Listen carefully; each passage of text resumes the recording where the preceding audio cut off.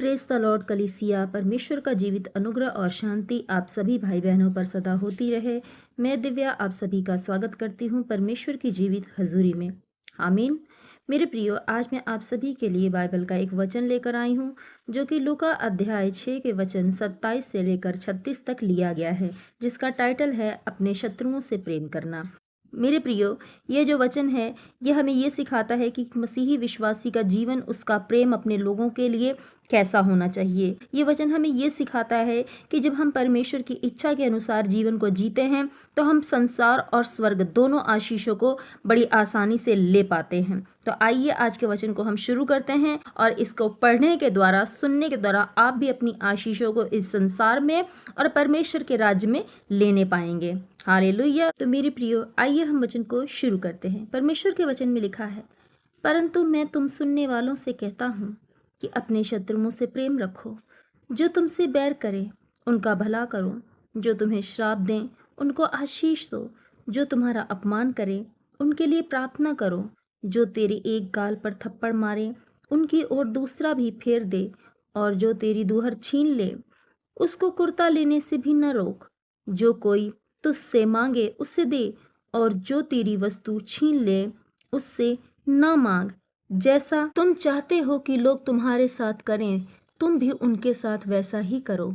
यदि तुम अपने प्रेम रखने वालों के साथ प्रेम रखो तो तुम्हारी क्या बड़ाई, क्योंकि पापी भी अपने प्रेम रखने वालों के साथ प्रेम रखते हैं। यदि तुम अपनी भलाई करने वालों ही के साथ भलाई करते हो तो तुम्हारी क्या बड़ाई, क्योंकि पापी भी ऐसा ही करते हैं।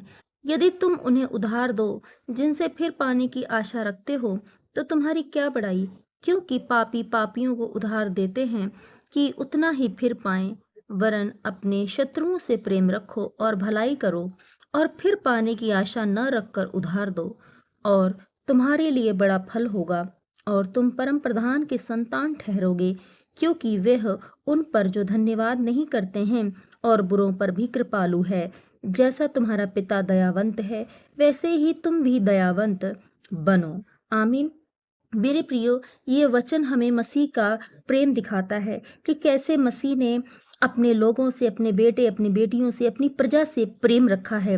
परमेश्वर कहता है कि तुम उसके संतान तभी बन पाओगे जब तुम भी अपने पिता को देखते हुए अपने जीवन को जियोगे। जैसे पिता ने तुम्हारे लिए निस्वार्थ प्रेम रखा, उसी तरह से तुम भी अपने लोगों से, अपने शत्रुओं से प्रेम रखो।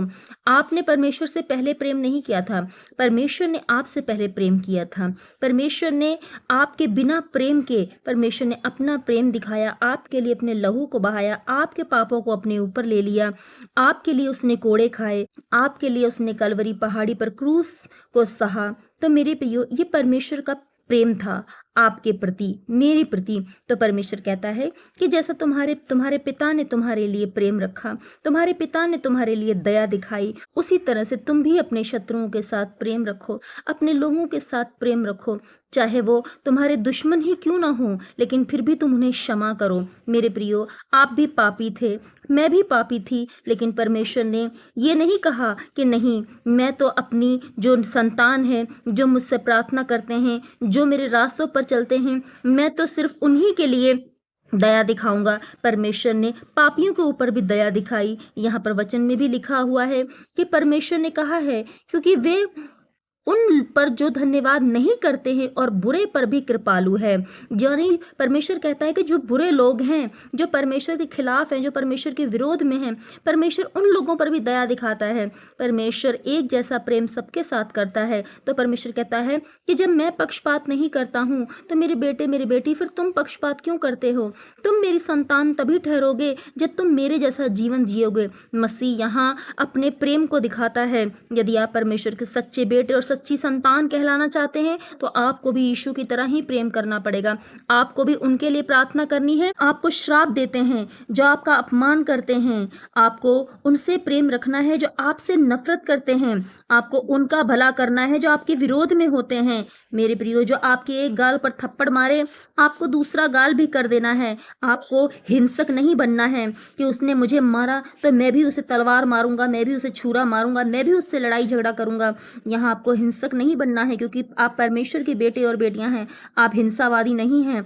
अगर कोई आपको एक थप्पड़ मारता है, एक बार जलील करता है, तो आप दूसरा गाल भी उसकी ओर कर दीजिए, क्योंकि बाइबल बताती है कि बुराई को भलाई से जीत ले। आप भलाई करेंगे तो दूसरा व्यक्ति भी आपके लिए शर्मिंदा होगा और उसे एहसास होगा कि उसने क्या किया है आपके साथ। उसने इतना बुरा व्यवहार किया, लेकिन इसके बावजूद भी आपने उसके साथ अच्छा व्यवहार किया। ये उसके जीवन में एक बदलाव को लेकर आएगा और वो आपके साथ दोबारा बुरा व्यवहार नहीं करेगा।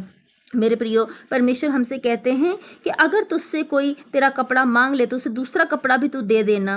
मेरे प्रियो, यहाँ परमेश्वर दया दिखाने के लिए कहते हैं। परमेश्वर कहते हैं एक दूसरे से प्रेम रखो, दया दिखाओ, लोगों को क्षमा करो, जिस तरह से प्रभु यीशु ने तुमसे प्रेम किया, जिस तरह से प्रभु यीशु ने तुम पर दया दिखाई और तुम्हें क्षमा किया।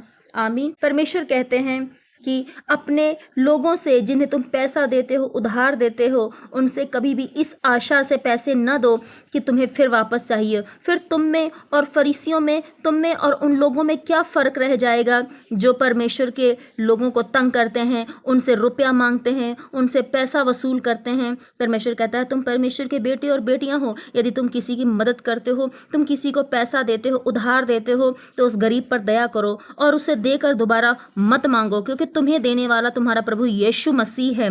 जब वो देता है तो उसके राज्य में किसी भी भली वस्तु की घटी नहीं होती है। और परमेश्वर कहता है कि तुम उनके साथ सिर्फ भलाई मत करो जो तुम्हारे साथ भलाई करते हैं। अगर तुम उनके साथ भलाई करोगे तो फिर तुम में और बाकियों में क्या फर्क रह जाएगा। अगर तुम्हें बाकियों से, अन्य जातियों से अलग दिखना है तो तुम्हें अपने शत्रुओं के साथ भी भलाई करनी है, तुम्हें अपने शत्रुओं के साथ भी प्रेम रखना है। जब तुम ऐसा करोगे तो तुम अन्य जातियों से अलग दिखाई दोगे, तुम यीशु की संतान दिखाई दोगे और तुम्हारे कामों के द्वारा तुम्हारे पिता की, तुम्हारे प्रभु यीशु मसीह की महिमा होगी। वो जानेंगे कि इनका परमेश्वर कितना महान है और उसी के रास्ते पर उसके बेटे और बेटियां चल रहे हैं। जैसे परमेश्वर की बड़ाई होती है, परमेश्वर आपको भी उसी तरह से लोगों में महिमा दिलाएगा। जब आप परमेश्वर के कामों करेंगे, उसकी आज्ञाओं पर चलेंगे, उसके जैसा आप जीवन व्यतीत करेंगे। आमीन।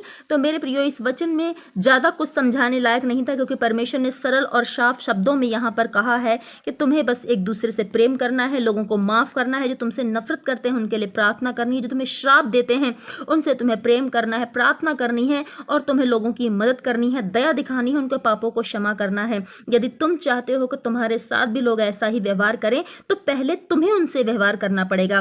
क्यों? क्योंकि पहले यीशु ने तुमसे प्रेम किया था, तुमने यीशु से प्रेम नहीं किया था।